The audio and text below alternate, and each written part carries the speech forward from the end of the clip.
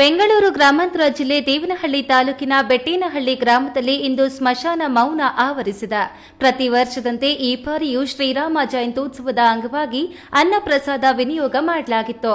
ಆದರೆ ಪ್ರಸಾದ ಸೇವಿಸಿದ ಕೆಲವೇ ಗಂಟೆಗಳಲ್ಲಿ ಗ್ರಾಮಸ್ಥರ ಪರಿಸ್ಥಿತಿ ಬಿಗಡಾಯಿಸಿದೆ.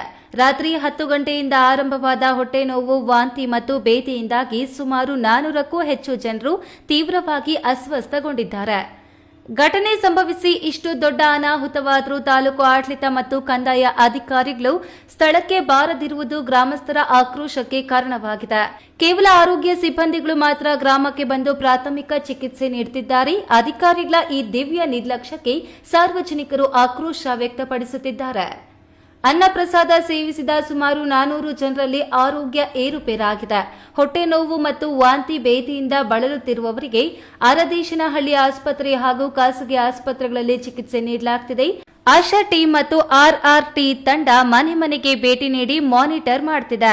ಅನ್ನ ಪ್ರಸಾದದ ಸ್ಯಾಂಪಲ್ ಮತ್ತು ಅಡುಗೆಗೆ ಬಳಸಿದ ನೀರನ್ನು ಲ್ಯಾಬ್ ಟೆಸ್ಟಿಂಗ್ಗೆ ಕಳುಹಿಸಿದ್ದೇವೆ. ವರದಿ ಬಂದ ನಂತರ ನಿಖರ ಕಾರಣ ತಿಳಿಯಲಿದೆ ಎಂದರು. ನಿನ್ನೆ ಬೆಳಗ್ಗೆ 7 ಗಂಟೆ ಸುಮಾರಾಗಿ ನಿನ್ನೆ ಅಲ್ಲಿ ಪೂಜೆ ಇತ್ತು ರಾಮನವಮಿದು, ಅದಕ್ಕೆ ಎಲ್ಲ ಪ್ರಸಾದ ಸೇವಿಸಿದ್ದಾರೆ. ರಾತ್ರಿ 10 ಗಂಟೆಯಿಂದ ಸಿಂಪ್ಟಮ್ಸ್ ಅಂದರೆ ಹೊಟ್ಟೆ ನೋವು, ಹೊಟ್ಟೆಯಲ್ಲಿ ಕ್ರ್ಯಾಂಪ್ ಬರೋದು, ವಾಮಿಟಿಂಗ್ ಅಂದರೆ ವಾಂತಿ ಬಂದಂಗೆ ಮತ್ತು ಆ ಥರ ಎಲ್ಲ ಸಿಂಪ್ಟಮ್ಸ್ ಸ್ಟಾರ್ಟ್ ಆಗಿದೆ. ಅರೌಂಡ್ ಊರಲ್ಲಿ ಕೇಳಿದ ಪ್ರಕಾರ 400 ಜನ ಸೇವಿಸಿದ್ದಾರೆ. ಅದರಲ್ಲಿ ಒಂದು 60 ಜನ ನಮ್ಗೆ ಅಪ್ರೋಚ್ ಆಗಿದ್ದಾರೆ ಬೆಳಗ್ಗೆ ಇವತ್ತು 10 ಗಂಟೆಯಿಂದ.